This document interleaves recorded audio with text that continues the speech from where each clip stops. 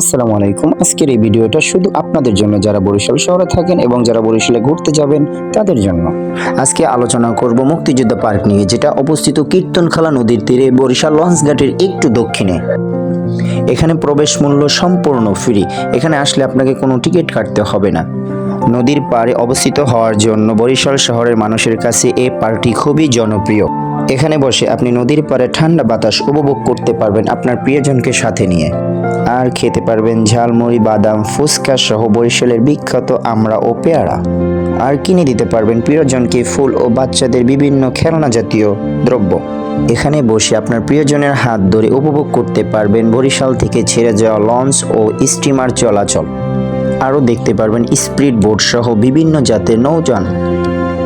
তাই দেরি না করে আজই চলে আসুন মুক্তিযোদ্ধা পার্কে এবং উপভোগ করুন নদীর সৌন্দর্য। আল্লাহ হাফেজ। আর হ্যাঁ, যারা আমার চ্যানেলটি সাবস্ক্রাইব করেন না, অবশ্যই চ্যানেলটি সাবস্ক্রাইব করে বেল আইকনটি ক্লিক করে যাবেন, যাতে পরবর্তী ভিডিও দেওয়ার সাথে সাথে আপনার কাছে নোটিফিকেশন পৌঁছে যায়। আর যারা ফেসবুক পেজ থেকে দেখতেছেন, অবশ্যই আমাকে ফলো দিয়ে যাবেন এবং ভিডিওটি ভালো লাগলে লাইক, কমেন্ট এবং শেয়ার দিয়ে যাবেন, যাতে পরবর্তী ভিডিও করার জন্য আগ্রহী প্রকাশ করি।